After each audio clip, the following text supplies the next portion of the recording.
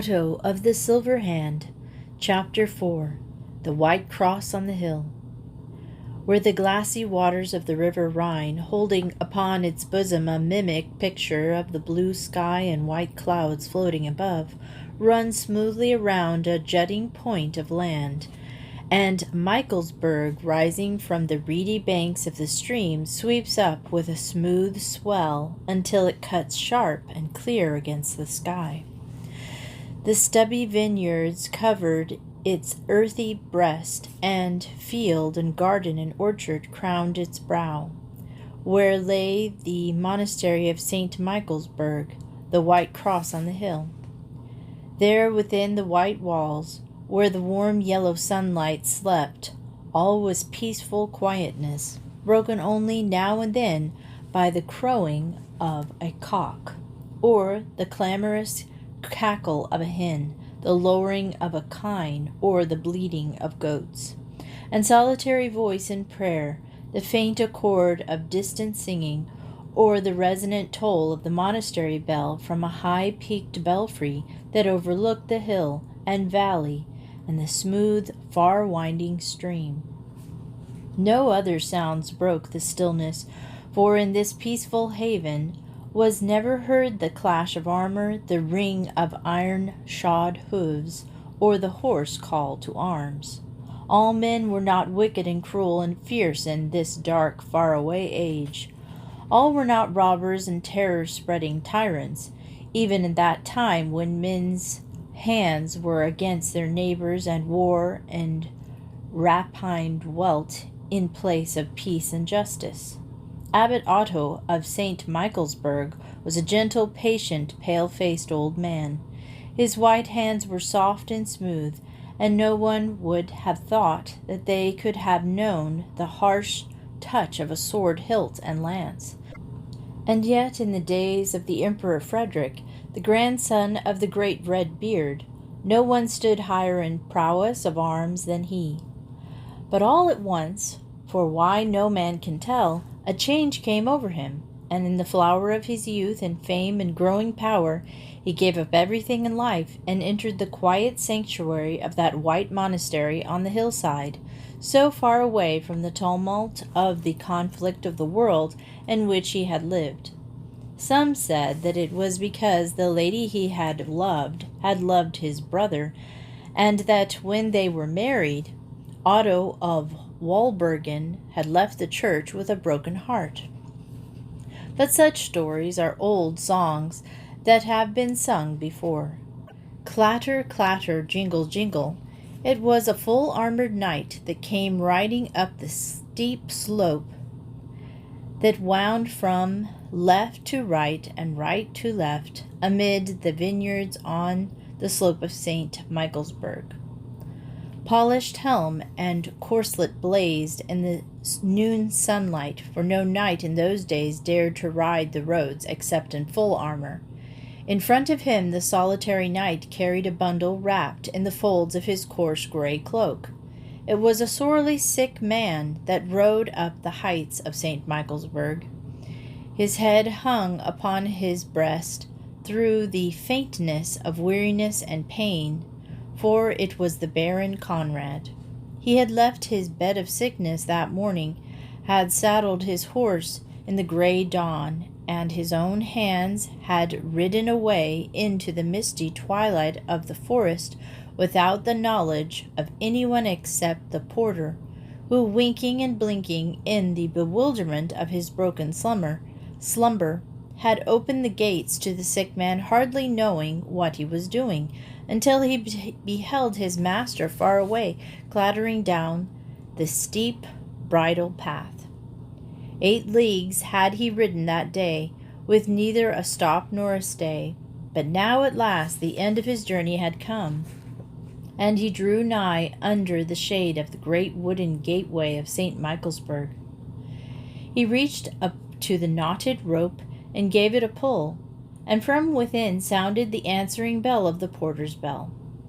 By and by a little wicket opened in the great wooden portal, and the gentle, wrinkled face of the old Brother Benedict, the porter, peeped out at the strange, iron-clad visitor, and the great black war horse, streaked and wet with the sweat of the journey, flecked and dappled with the flakes of foam, and few words passed between them, and then the little window was closed again, and within the shuffling pat of the sandaled feet sounded fainter and fainter as Brother Benedict bore the message from Baron Conrad to Abbot Otto, and the mail-clad figure was left alone, sitting there all silent as a statue. By and by the footsteps sounded again, and they came a noise of clattering chains, and a rattle of a key in the lock, and the rasping of the bolts dragging back, and then the gate swung slowly open, and Baron Conrad rode into the shelter of the White Cross. And as the hoofs of his war horse clashed upon the stones of the courtyard within, the wooden gate swung slowly to behind him. Abbot Otto stood by the table when Baron Conrad entered the high vaulted room from the farther end. The light from the oriel window behind the old man shed broken rays of light upon him, and seemed to frame his thin gray hairs with golden glory. His white, delicate hand rested upon the table beside him, and upon some sheets of parchment covered with rows of ancient Greek writing, which he had been engaged in deciphering. Clank, clank, clank, Baron Conrad strode across the stone floor, and then stopped short in front of the good old man. "What dost thou seek here, my son?" asked the abbot. "I seek sanctuary for my son and my brother's grandson," said the Baron Conrad, and he flung back the folds of his cloak and showed the face of a sleeping babe. For a while the abbot said nothing, but stood gazing dreamily at the baby. After a while he looked up. "And the child's mother?" he asked. "What hath she to say to this?" "She hath naught to say," said the Baron hoarsely, and then stopped short in his speech. "She's dead," said he at last in a husky voice, "and is with God's angels in paradise." The abbot looked intently in the Baron's face. "So," said he, under his breath, and then for the first time noticed how white and drawn was the Baron's face. "Art sick thyself?" he asked. "Aye," said the Baron, "I have come from death's door, but that is no matter. Wilt thou take this little babe into sanctuary? My house is a vile, rough place, and not fit for such as he, and his mother with the blessed saints in heaven." And once more Conrad of Drachenhausen's face began twitching with the pain of his thoughts. "Yes," said the old man gently, "he shall live here." And he stretched out his hands and took the babe. "Would," said he, "that all the little children in these dark times might be thus brought to the house of God, and there learn mercy and peace instead of rapine and war." For a while he stood looking down in silence at the baby in his arms, but with his mind far away upon other things. At last he roused himself with a start. "And thou art?" said he to the Baron Conrad. "Hath not thy heart been chastened and softened by this? Surely thou wilt not go back to thy old life of extortion." "Nay," said Baron Conrad gruffly, "I will rob the city swine no longer, for that was the last thing that my dear one asked of me." And the old abbot's face lit up with a smile. "I'm right glad that thy heart was softened, and that thou art willing at least to cease from war and violence." "Nay," cried the Baron roughly, "I said nothing of ceasing from war. By heaven, no! I will have revenge." And he clashed his iron foot upon the floor, and clenched his fists, and ground his teeth together. "Listen," said he, "and I will tell thee how my troubles happened. A fortnight ago I rode out upon an expedition against a caravan of fat burghers in the valley of Grunhofen. They outnumbered us many to one, but city swine such as they are not of the stuff to stand against our kind for a long time. Nevertheless, while the men-at-arms who guarded the caravan were staying us with pikes and crossbows from behind a tree which they had felled in front a high bridge, the others had driven the pack horses off, so that by the time we had forced the bridge they were a league or more away.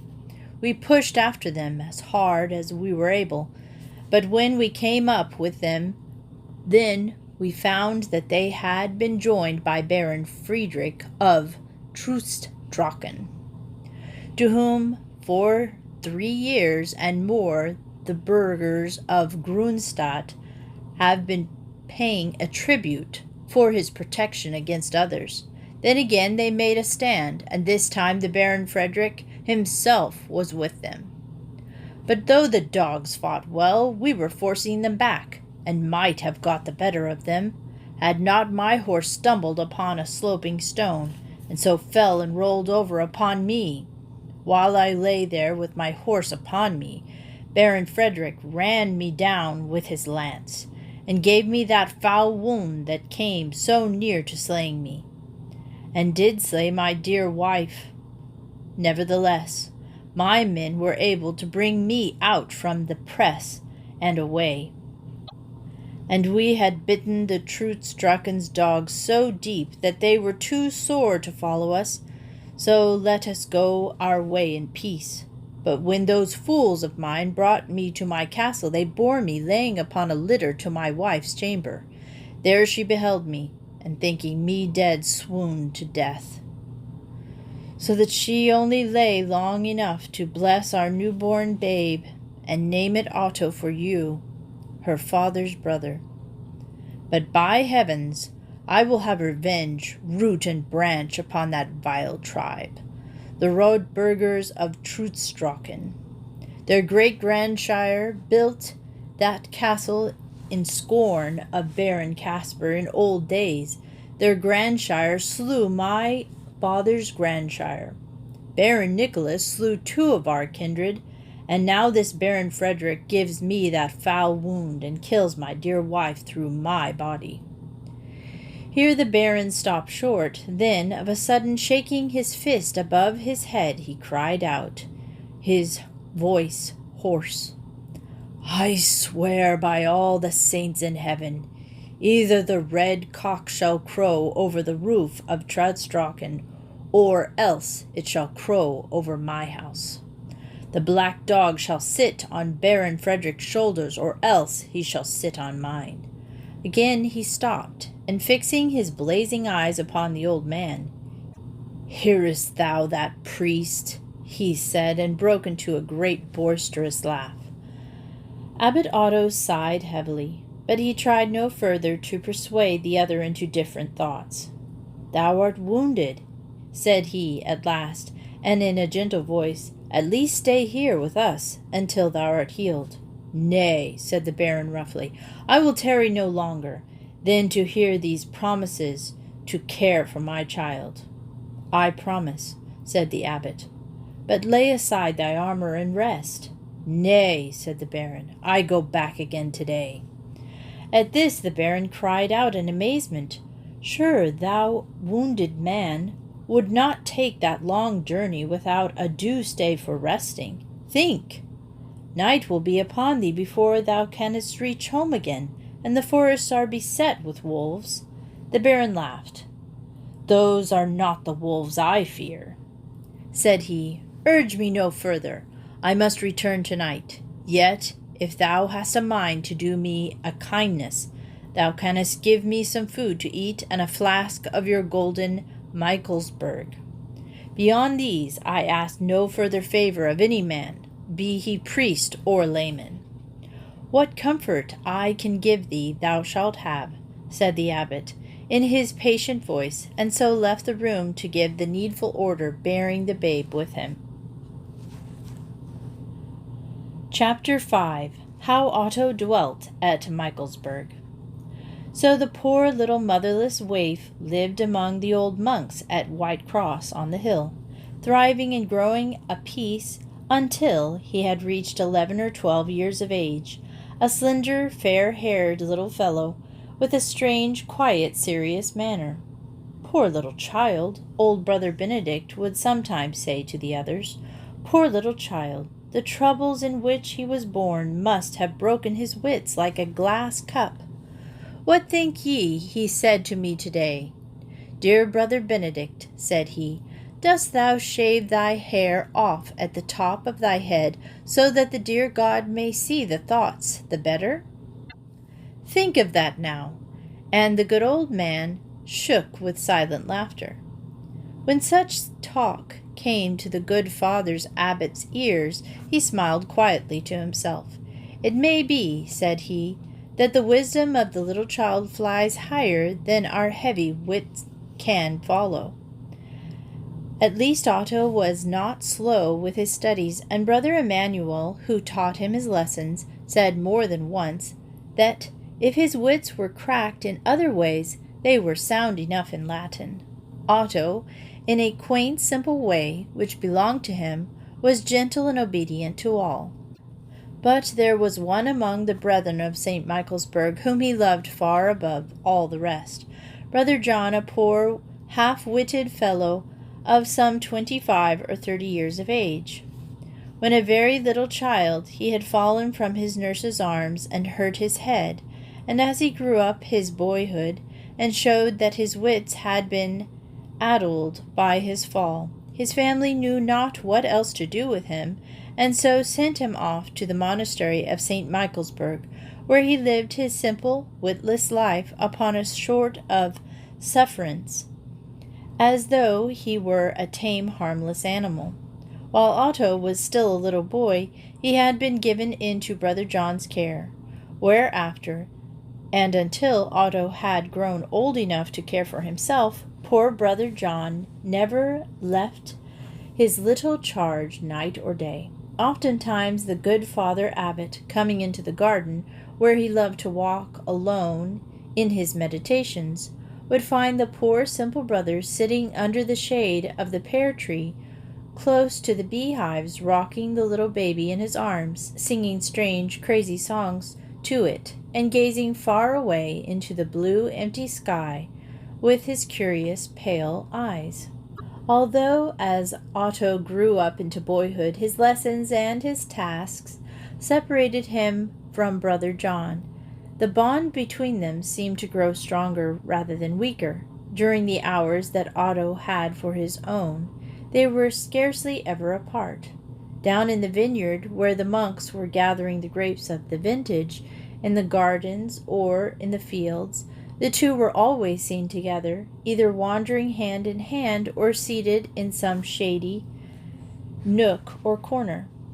But most of all they loved to lie up in the airy wooden belfry, the great gaping bell hanging darkly above them, and mouldering crossbeams glimmering far up under the dim shadows of the roof, where dwelt a great brown owl that, unfrightened at their familiar presence, stared down at them with its round, solemn eyes. Below them stretched the white walls of the garden, beyond them the vineyard, and beyond that again the far, shining river that seemed to Otto's mind to leap into wonderland.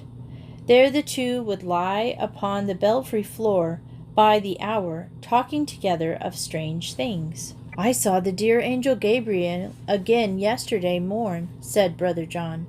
So, says Otto seriously, and where was that? It was out in the garden in the old apple tree, said Brother John. I was walking there, and my wits were running round in the grass like a mouse. What heard I but a wonderful sound of singing, and it was like the hum of a gentle bee, only sweeter than the honey. So I looked up into the tree, and there I saw two sparks. I thought at first that they were two stars that had fallen out of heaven. But what think you they were, little child? I do not know, said Otto breathlessly. They were angels' eyes, said Brother John, and he smiled in the strangest way as he gazed up into the blue sky. So I looked at the two sparks and felt happy, as one does in spring time when the cold weather is gone and the warm sun shines and the cuckoo sings again. Then by and by I saw the face to which the eyes belonged. First it shone white and thin like the moon in the daylight, but it grew brighter and brighter until it hurt one's eyes to look at it, as though it had been the blessed sun itself. Angel Gabriel's hand was as white as silver, and in it he held a green bough with blossoms like those that grew on the thorn bush. As for his robe, it was all of one piece, finer than the Father Abbot's linen, and shone beside like the sunlight on the pure snow. So I knew from all these things that it was the blessed Angel Gabriel. What do they say about this tree, Brother John? Said he to me. They say it is dying, my Lord Angel, said I, and that the gardener will bring a sharp axe and cut it down. And what dost thou say about it, Brother John? He said. I also say yes, and that it is dying, said I. At that he smiled until his face shone so bright that I had to shut my eyes. Now I begin to believe, Brother John, that thou art as foolish as a man say, said he. Look till I show thee.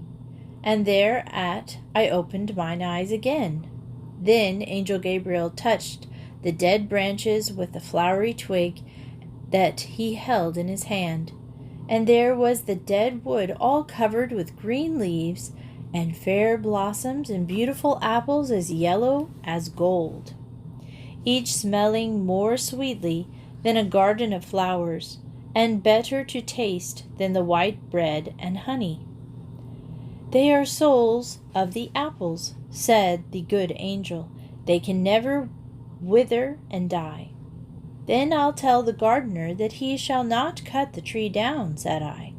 No, no, said the dear Gabriel. That will never do, for if the tree is not cut down here on the earth, it can never be planted in paradise.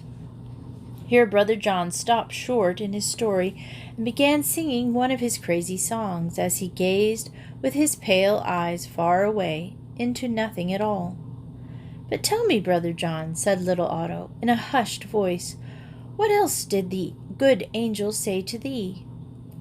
Brother John stopped short in his song and began looking from right to left and up and down, as though to gather his wits. So, said he, there was something else that he told me. Tisk, if I could but think of it now. Yes, good, this is it. Nothing that has lived, said he, shall ever die, and nothing that has died shall ever live. Otto drew a deep breath. I would that I might see the beautiful Angel Gabriel sometime, said he. But Brother John was singing again and did not seem to hear what he said. Next to Brother John, the nearest one to the little child was the good abbot Otto, for though he had never seen wonderful things with eyes of his soul, such as Brother John had beheld, and so could not tell of them, he was yet able to give little Otto another pleasure that no one else could give. He was a great lover of books. The old abbot had under lock and key wonderful and beautiful volumes, bound in hogskin and metal, with covers inlaid with carved ivory, or studded with precious stones. But within these covers, beautiful as they were, lay the real wonder of books, like the soul in the body, for there beside the black letters and initials, with red and blue and gold, were beautiful pictures painted upon the creamy parchment, saints and angels and the Blessed Virgin, with a golden halo above her head, good Saint Joseph, the three kings, and simple shepherds kneeling in the fields, while angels with glories above their brow called to the poor peasants from the blue sky above. But most beautiful of all was the picture of the Christ child laying in the manger, with the mild-eyed king gazing at him.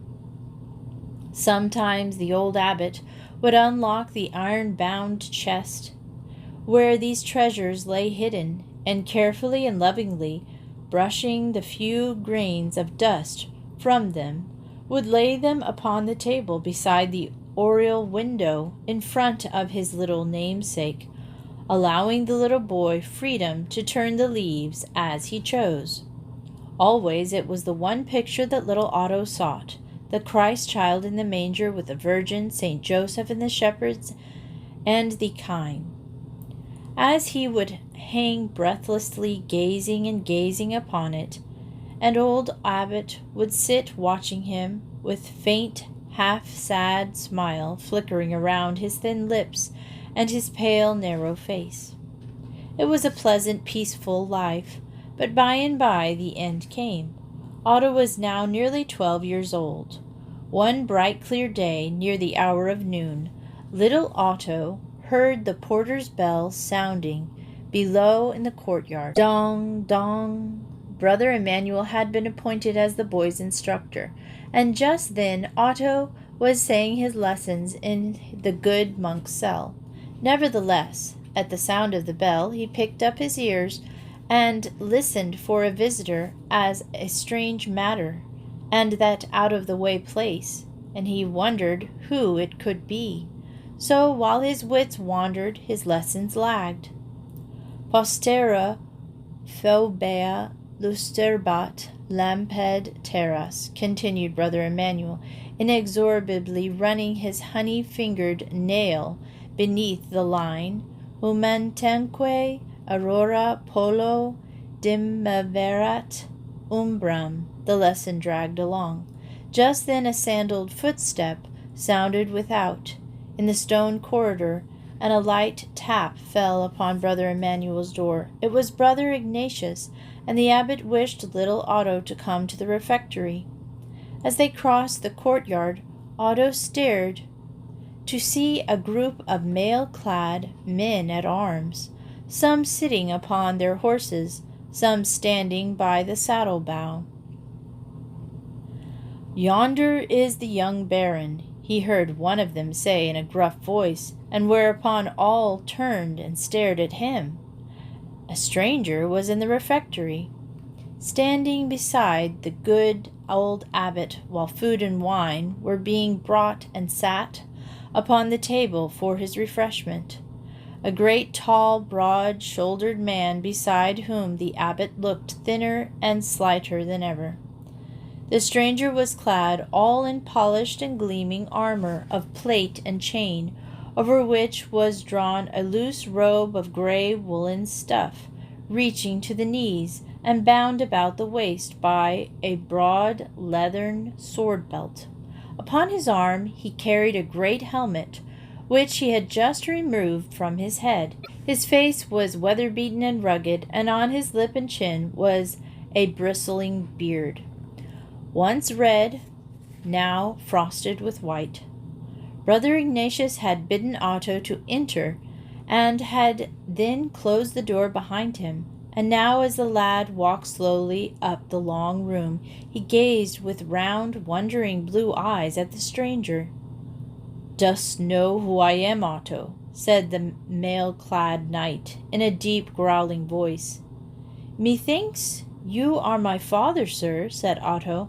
"Aye, thou art right," said Baron Conrad, "and I am glad to see that these milk-churning monks have not allowed thee to forget me, and who thou art thyself." "And it please thee," said Otto, "no one churneth milk here but Brother Fritz. We be makers of wine, and not makers of butter, at St. Michaelsburg." Baron Conrad broke into a great loud laugh, but Abbot Otto's sad and thoughtful face lit up with no shadow of an answering smile. "Conrad," said he, turning to the other, "again let me urge thee, do not take the child hence. His life can never be your life, for he is not fitted for it. I had thought, said he after a moment's pause, I had thought that thou hadst meant to consecrate him, this motherless one, to the care of the universal Mother Church. So, said the Baron, thou hadst thought that, hadst thou?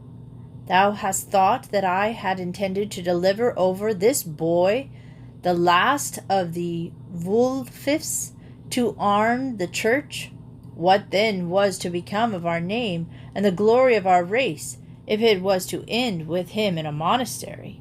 No, Drachenhausen is the home of the Wulfs.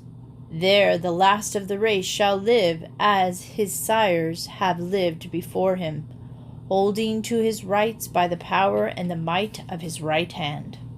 The abbot turned and looked at the boy, who was gaping in simple wide-eyed wonderment from one to the other as they spoke. And dost thou, Conrad, think, said the old man, in his gentle, patient voice, that that poor child can maintain his rights by the strength of his right hand? The baron's look followed the abbot's, and he said nothing. In the few seconds of silence that followed, little Otto, in his simple mind, was wondering what all this talk portended. Why had his father come hither to St. Michaelsburg, lighter up the dim silence of the monastery with flash and ring of his polished armor? Why had he talked about churning butter but now, and when all the world knew that the monks of St. Michaelsburg made wine? It was Baron Conrad's deep voice that broke the little pause of silence. "If you have made a milkmaid of that boy," he burst out at last, "I thank the dear heaven that there is yet time to undo your work and to make a man of him." And Abbot sighed. "The child is yours, Conrad," said he. "The will of the blessed saints is done. Mayhaps, if he goes to dwell at Drachenhausen, he may make you the better instead of you making him the worse." Then light came to the darkness of little Otto's wonderment. He saw what all this talk meant and why his father had come hither. He was to leave the happy sunny silence of the dear White Cross and to go out into that great world that he had so often looked down upon from the high windy belfry on the steep hillside.